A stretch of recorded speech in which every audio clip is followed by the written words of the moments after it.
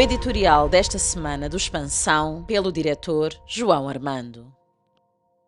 Na discussão sobre o valor do salário mínimo, todos estão de acordo. É preciso aumentá-lo para que os cidadãos tenham melhores condições de vida, uma vez que a inflação e a desvalorização do Kwanza fizeram baixar o consumo médio da população, arrastando consigo a possibilidade do crescimento da economia local.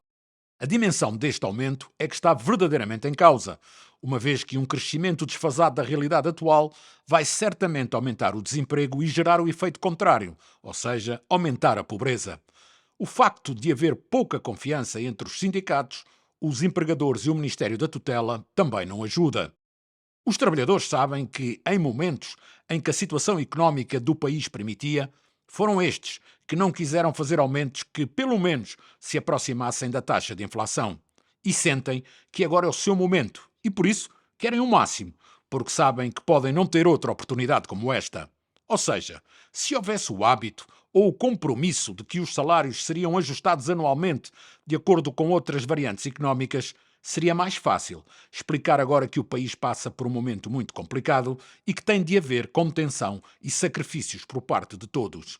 Se todos sentissem que este sacrifício era coletivo e que não estava cada um a querer safar-se como pode, se não lhes esfregassem os olhos com um número crescente de carros luxuosos, se sentissem que todos estavam a lutar pelo país e não apenas a acumular benesses e riquezas, certamente que a maioria dos trabalhadores estaria receptiva a um aumento mais modesto.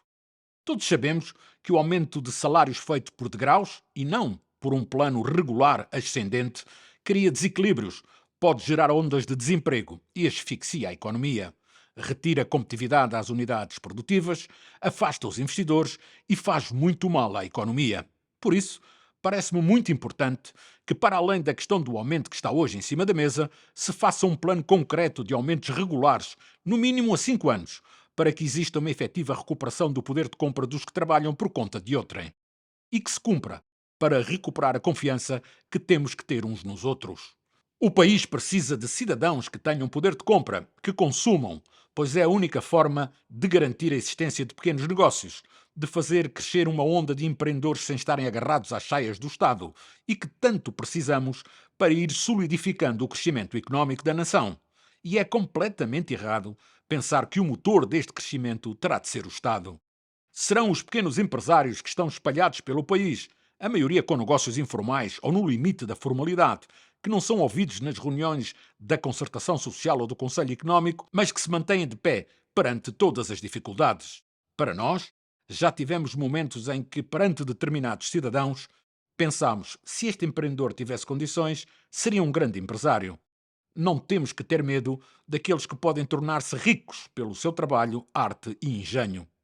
Isto tudo para reafirmar que a questão da dimensão do aumento do salário mínimo deve ser pensado em termos globais da sociedade e não apenas na perspectiva dos que se sentam à mesa de negociações.